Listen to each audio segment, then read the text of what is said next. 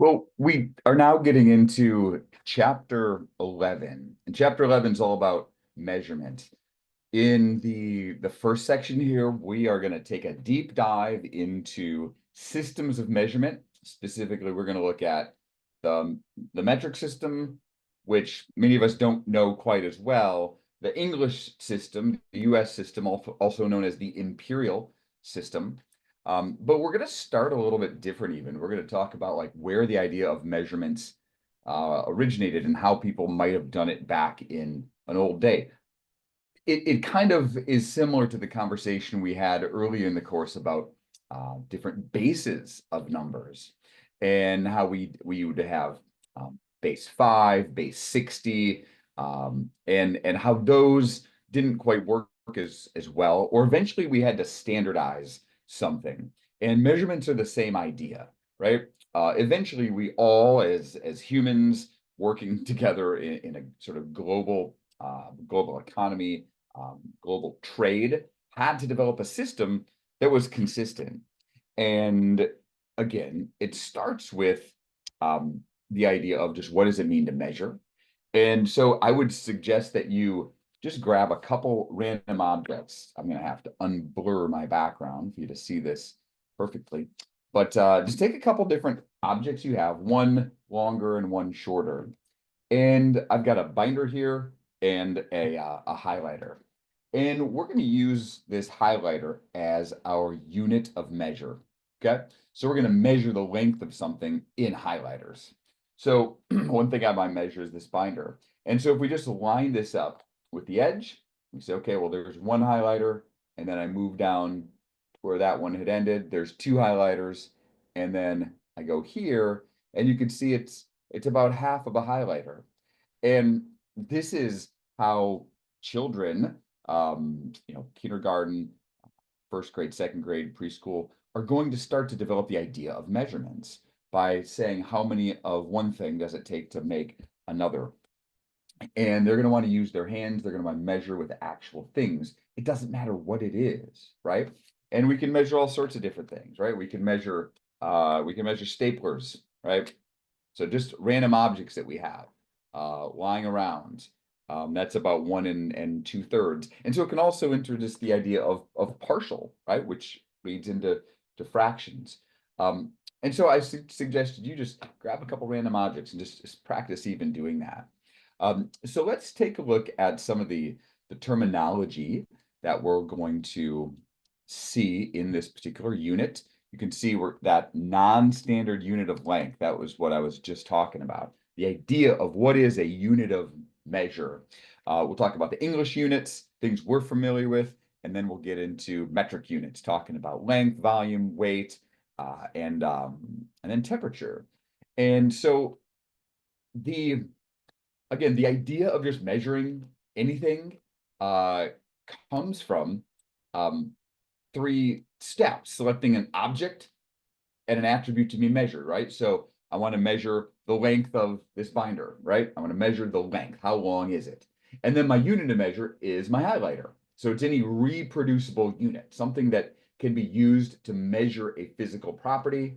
And then I compare one to the other and determine the number of units, and that's my measurement. And so that's again what measuring is. Now, many of the first units of measurement were actually parts of the body. We measured things in hand span from thumb to pinky, foot. We still use that one. The width of a hand, so your hand side to side. And then this distance here, elbow to fingertip, was a cubit. And you actually hear that referenced if you read sort of old ancient mathematical texts. And hands, horses are measured in hands. In fact, that is uh, often used today, right? So the number of hands has been standardized to even be about 4 inches.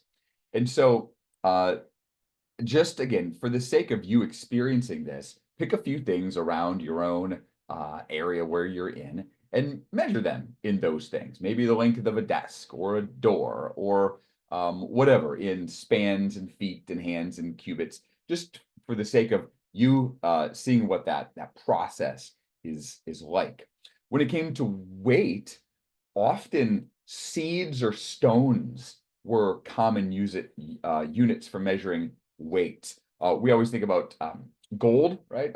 So many carats of gold. And just so you know, carat is spelled C-A-R-A-T, right? That's a unit of weight um, for measuring the fineness of gold. For length, this is an interesting one too.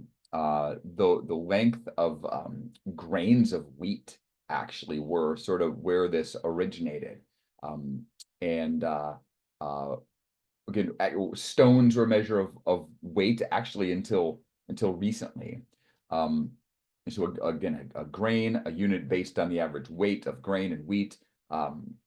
And I think it's fascinating when you look up and investigate where did those things come from. And so again, when students are young, they want to be measuring things with those non-standard units. Again, you could pick anything you want: paper clips, pencils, whatever you have lying around, which is one of the nice things. And sometimes students can pick what they want to do. Length is sort of a hodgepodge. An inch. So we're very familiar with an inch, but where did that come from? So the unit of an inch came from the length of 3 barley corns placed end to end. Right? It's a grain, an actual grain. The foot was the length of a human foot. And I find this one pretty interesting too, a yard, right? We know the yard today as being 3 feet, but where did that come from? It came from King Henry I said, this is going to be the length from my my nose to my thumb. That's where some of our units of measure come from, right? And so just so we can be aware of and talk about what some of those standard distances are, because over time you need, if you're going to live in a society where you're all speaking using common information like alphabets and numbers and things, you also need to have common measurements. And so the English system was standardized into what we know now.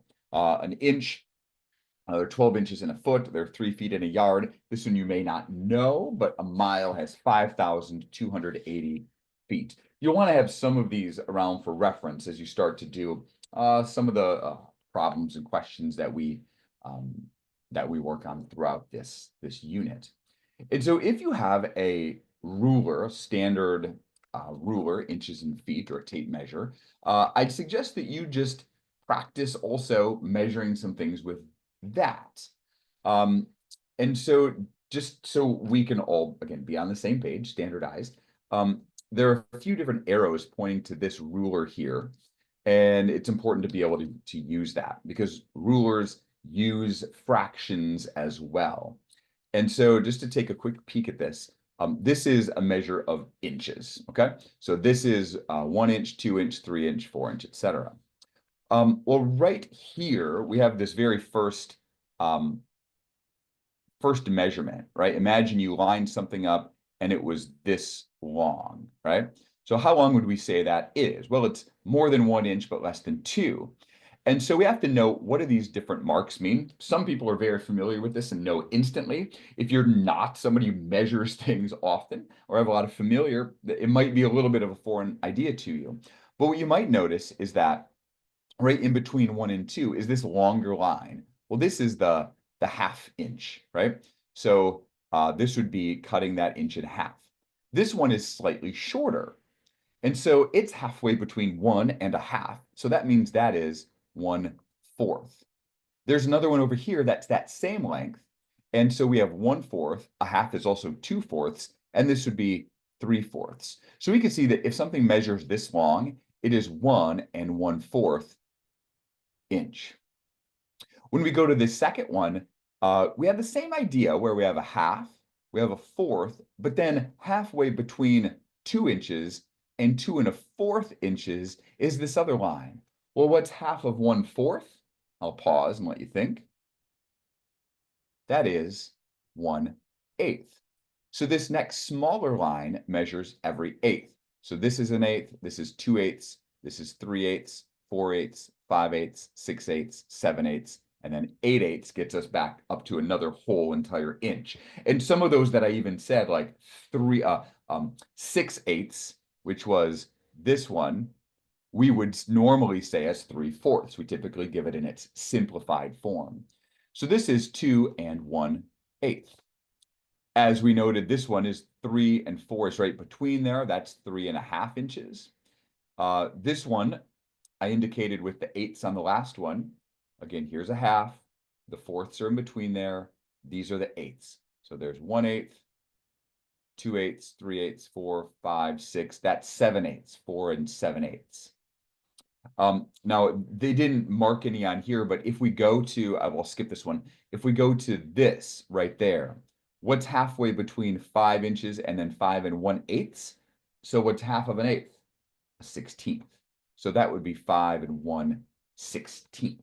So every single one of these individual small marks represents a 16th of an inch. So that might take a little practice getting used to measuring those things.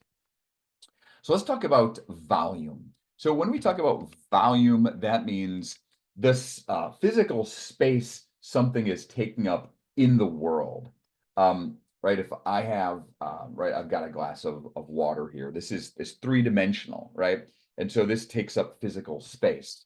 A book has volume, right? It has a thickness to it, a height, right? So that is volume. We think about it as three-dimensional. We might tend to think of a piece of paper, right, as almost one-dimensional, right? Now it technically has a thickness, but paper is a good representative thing for a two-dimensional object. So volume is, again, how much space something is taking up in our three-dimensional world. Now, there are two ways we can do this. It's two sort of standard ways. One way to measure volume is by using cubes whose edges have certain lengths, maybe an inch or a foot or a yard. And so one way, again, is to use cubes.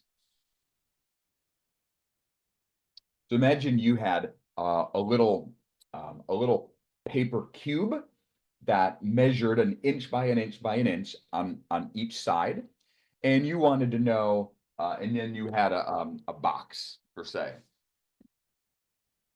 I got a big old. Let's see if I can do this. See, this is the great thing about working with measurements. You can just grab stuff, right? This box from Target, my recycling box, right? So you can have this thing and you could say, all right, how many of these 1-inch cubes would it take to fill up this entire box? You would count that, and then your unit of measurement would be cubic inches, okay? So this thing that we just drew here is a cubic inch. We often abbreviate it inches with a little 3 up there because it's 1 inch by 1 inch by 1 inch. When you multiply them, it becomes 1 inch cubed. And oops, that is wrong. Sorry about that. There we go. And so we say our unit of measurement is a cubic inch, and that's the thing that we count. You can also do cubic centimeters, which we'll talk about in a little while. You can do cubic feet, cubic miles even. So it's really a nice way to measure volume.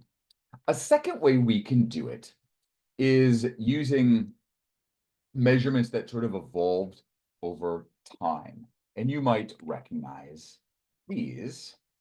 And I don't love that our textbook did one thing.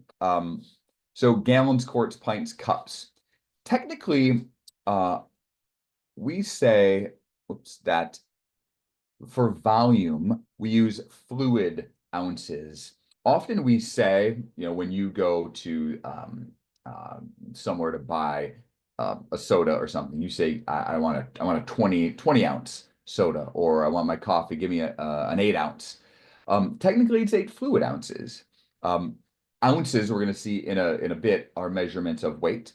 And so technically, we abbreviate these fluid ounces, FLOZ. But this is volume. And so note these relationships here. A gallon is equal to 4 quarts. A quart is equal to 2 pints. A pint is equal to 2 cups. A cup is equal to 8 fluid ounces. Okay. One of the things you might notice that these have weird numbers, and that's because of where they evolved from. Again, both our distance measurements that we talked about earlier, again, strange numbers, nothing consistent there. And these are also not particularly easy to convert one to the other. Even maybe more confusing is weight. So when we talk about weight, we're talking about how heavy something is.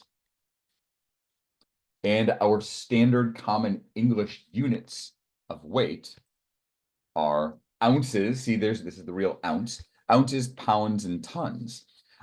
A pound is 16 ounces, and a ton is 2,000 pounds. Now, I should note that there is something called a short ton and a long ton, or a metric ton.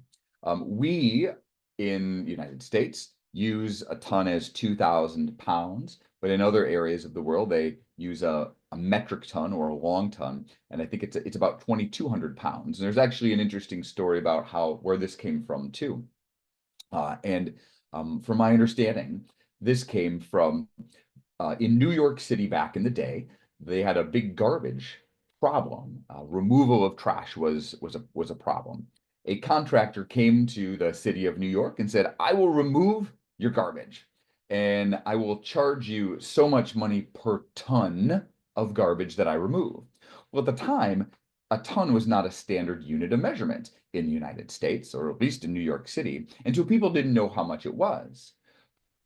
The contractor knew that it was about 2,200 pounds, but quick thinking on his feet, he said, I'm going to just say it's only 2,000 pounds. So that means I'm actually going to get paid more because I'm getting a specific amount of money per each ton I remove. So I have to remove just a little bit less for that specific amount of money. So our measurement of a ton came from a contractor, sort of sticking it to the city a little bit. So again, interesting stories about where our measurements came from. So what I want to do is practice a little bit with doing some conversions, because and this isn't this is a skill that you should sort of develop as knowing how do I change or restate one unit of measurement into another unit of measurement, because often we need to do that. So the first thing is we'll say 14.3 pounds is equal to how many ounces? And so I'll walk you through this one because I think whenever you're going to convert one thing to another, it's always going to involve some multiplication or division, but you're not always sure which one. That's what I've observed of new learners of these things. There are many different ways you can learn this, many different methods, but because we are taking this from teachers of elementary, I think drawing pictures and trying to visualize it is important. So one thing you might do is just draw a little square and say, all right, I know from what we talked about earlier that 1 pound, I'm going to call this thing 1 pound, is equal to 16 ounces. Okay. And so once you've drawn that, you say, all right, I know this thing represents 1 pound, and in it has 16 ounces. Then you go back to the thing that you were given, 14.3 pounds. Is this measuring the big unit that we have here, or is it measuring the smaller unit on the inside, the ounces? Well, it's saying we have 14.3 of these things. So we would be measuring, imagine if we had, here's 2, here's 3, here's 4, right? There's 1 pound, 2 pound, 3 pound, 4 pound, all the way up to 14.3 pounds. Well, you can see there that there's multiplication involved. So we would have to take 14.3 pounds, and the abbreviation is LB, times 16 to get the number of ounces, and that is 228.8 ounces. So 16 pounds is 228.8 ounces. Here's one for you to try. And it says 3,200 pounds is equal to how many tons? So take a moment and see if you can just do that conversion. So again, you might sketch a little picture and say, okay, I know that 1 ton is 2,000 pounds. So I'll write my 1 ton and I'll write my 2,000 pounds. I'll abbreviate it LB in there. Now we have 3,200 pounds. Well, that's this thing on the inside. So I've got 3,200 pounds. So how might we draw a sketch of what that looks like? I might say, okay, well, I know that this is 2,000 and I need 3,200. So that's going to require another little bit, right? So this entire amount has to be 3,200. And what we're trying to then figure out is how many of these tons do we have? So we're going to take our 3,200 pounds and we are going to divide it by 2,000. Because what we're seeing is how many of these 2,000s can fit into our 3,200. And when we do that, we see that that is 1.6. 1.6 tons. So you can do conversions like that with any of the things we've talked about so far. We can do it with volume the same way. We can do it with length the same way as well. And so that is one way we can convert between different measurements in the English system. Finally, we need to have a brief conversation about temperature. So temperature in the English system, what we are familiar with, uses the Fahrenheit scale, Fahrenheit. And so there are a couple important numbers on the Fahrenheit scale. And so I'm going to just, before I even say this, right, like, do you know at what temperature water freezes and water boils? So see if you can recall those numbers in your head. Where does water freeze and where does water boil on the Fahrenheit scale?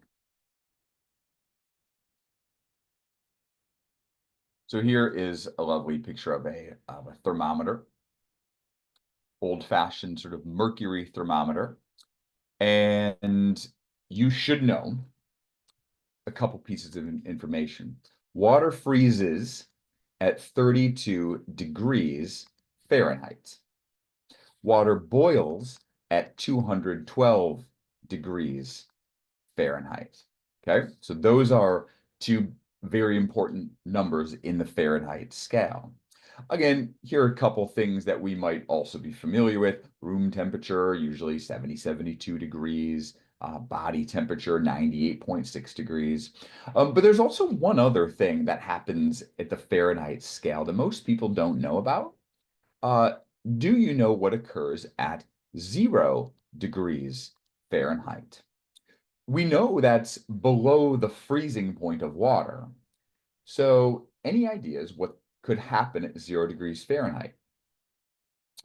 So actually, what do we put on our roads to melt ice? Salt, right? In theory, right? We use different chemicals now, but salt can be used to melt ice, which means that when you have salt water, that lowers the freezing point. And so 32 degrees is no longer the freezing point of salt water. What is 0 degrees Fahrenheit? 0 degrees Fahrenheit is the freezing point of really the saltiest possible solution of water.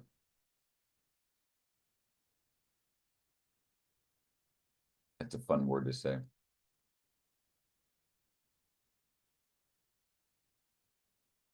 So if you make salt water and you've mixed it so much salt in that water that no more will even dissolve, that will not freeze until you are at 0 degrees Fahrenheit. And so that's just a brief overview of our English system. Often we call that the imperial system of measurement.